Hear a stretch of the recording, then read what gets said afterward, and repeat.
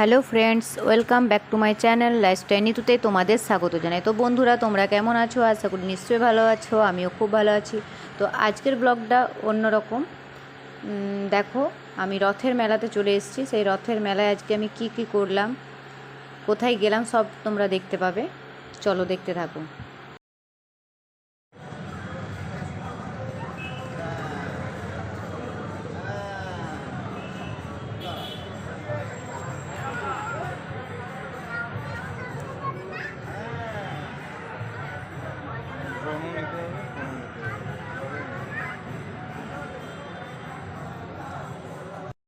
দুর্ঘটনা ঘটে যাবে, আপনাদের কি সাবধানে থাকতে হবে। আমরা বললে তারপর শুরু করবো। আর যখন একটা দুর্ঘটনা ঘটে যাবে, সেটা আমরা চাই না। কোনো মানুষের কোনো আস্তে আস্তে দড়ি ধরে টানবে। এখন দড়ি টানা শুরু করবেন না, আমরা বললে তারপর শুরু করবেন। আর যখন টানবেন সবাই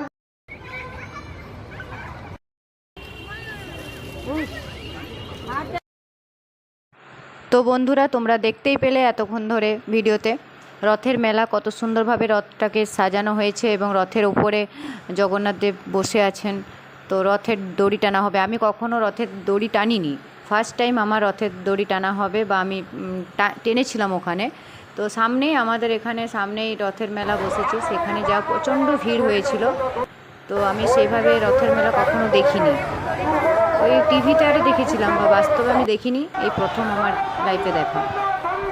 আমি যখন এই বড় রথটা তোমরা দেখতেই পেলে, যখন আমি রথের দড়ি টানছিলাম তখন ভিডিও করতে পারিনি, কারণ প্রচণ্ড ভিড় ছিল। আর কেমন একটা মানে ফোনে নিয়ে আমি তুলবো, আর ফোন যদি পড়ে যায় একটা কেমন লাগছিল, তো সেই জন্য তোলা হয়নি।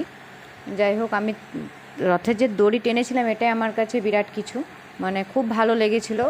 ফার্স্ট টাইম করছি, অনেক শুনেছিলাম, কখনো নিজে হাতে টানিনি, তো সেই জন্য ভালো লেগেছে। আর এখানে দেখো চারিদিকটা হচ্ছে, ওই অনুষ্ঠান হবে, সেই জন্য স্টেজ করেছে, স্টেজ প্রোগ্রাম হবে। এখানে একটু চেয়ার ছিল, বসেছিলাম।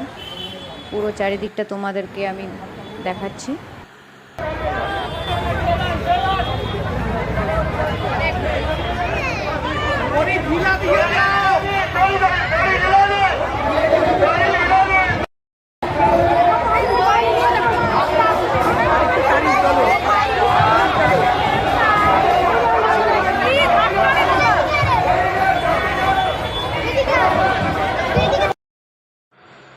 তো বন্ধুরা, আজ আমি বেশি কিছু বলছি না। তোমরা ভাবতেই পারো যে রথের মেলা তো কয়েকদিন আগে হয়েছে, এতদিন পর আমি কেন ভিডিওটা দিচ্ছি। তো আজকে পোস্ট করার একটাই কারণ, আমি এতদিন সত্যি কোনো টাইম পাইনি, আমি এডিট করতেই পারিনি। আর ভিডিওটা আমার পুরোপুরি ছিল ফোনে, কিন্তু এডিটের জন্য তো টাইম লাগে, একদিনে তো মানে আমি টাইম করতে পারিনি। তো সেই জন্য আমার এতটা লেট হয়ে গেল।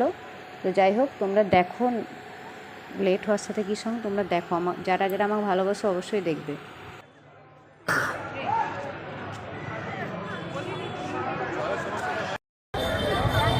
সাইড করে দেন।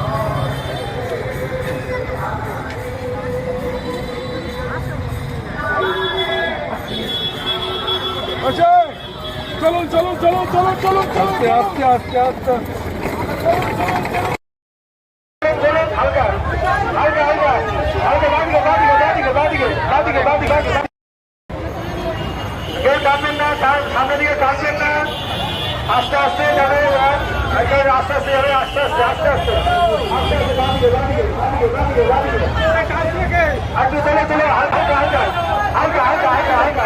তো বন্ধুরা, ওখানে জগন্নাথ দেবের প্রসাদ খাওয়ানো হচ্ছিল, খিচুড়ি প্রসাদ। ওখানে প্রসাদ সন্ধেবেলায় খেয়েই আমি এই ফাঁকা জায়গায় চলে আসলাম। তারপর এখানে দেখো মিষ্টি ছিল বিভিন্ন রকমের, জিলাপি ছিল, গজা ছিল, আর মালপোয়াও ছিল।